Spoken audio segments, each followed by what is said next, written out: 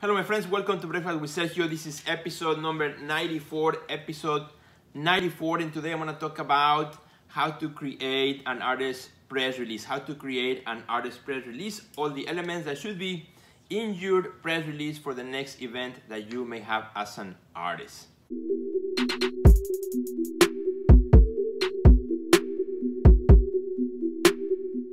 So my friend, again, welcome to Breakfast episode number 94. Today, here on my plate, I have a delicious burrito that I made this morning with scrambled eggs and also spinach, which I love. Now, because it is already fall season here in Chicago area, I'm also included a square here of a delicious pumpkin pie. I love pumpkin pie this time of the year, so I got a little bit right here also on my plate, along with my green drink that I have every single morning. So my friends, today I want to talk about, if you are having an event, whether an open house, an art open studio, an exhibition, a pop-up show, whatever it is that you may be having as an artist, you want to create a press release that you can send out to your local media.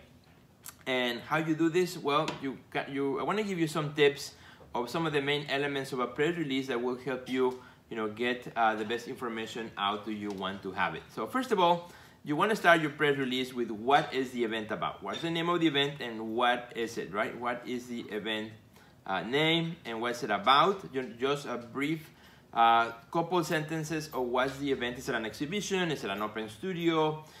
Is it a pop-up show? Is it a group show? Whatever it may be, start with that. And make sure to include, this may sound obvious, but you may want to make sure you don't miss this. Make sure you include the date, the time, right? Is it a free event? Is it open to the public? Is it requires tickets? Make sure you say that as well. Where is the event? The time of the event, from what time to what time? When it starts, where does it end? Is it an opening? If it's an opening, then how long is the exhibition after the opening? Is it a week-long show? Is it a 2-week, a month show, whatever. Make sure all those details are well explained and easy to see in the press release. Also think about, as you write your press release, who is it for? Who is the event for? Is there a specific audience that you are trying to attract? If you are doing maybe some sort of a workshop with families, so make sure that you think about that. What's in it for them? Not only what's in it for you, but what's in it for them as well. Think about also, as you start writing your paragraph describing the event, what's the story behind the event? What's the significance behind the event that you are including in your press release? Very important to say something about it, to say something about your event. What is it about? What's the idea behind it? And I even recommend including a quote, where you can actually quote yourself as, the artist or the organizer of the event, in which you say you write a quote in first person, and kind of describing or what's something important about the event. 1 or 2 quotes would be really good, and then the rest of it is part of the story. Why? Because sometimes they might, if a media outlet picks up the press release and they want to feature it, they already have a couple quotes they can use about what the event is for. Now they might want to contact you and expand on that, but at least they have something to start with.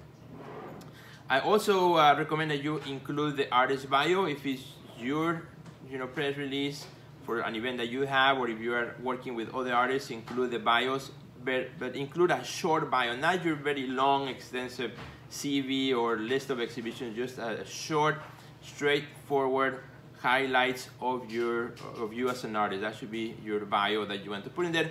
Ideally, you want to keep your press release from 400 words to about 1,000 words, 1,200. That's 1,200 will be kind of like in the long end. Keep it short, keep it straightforward. Use terms that are easily understood by a wide audience, not just the art people or the art world. So think about that as well as you write it. And lastly and finally, in your press release, you want to include, I would recommend, 3 images that they can use if they want to feature the story.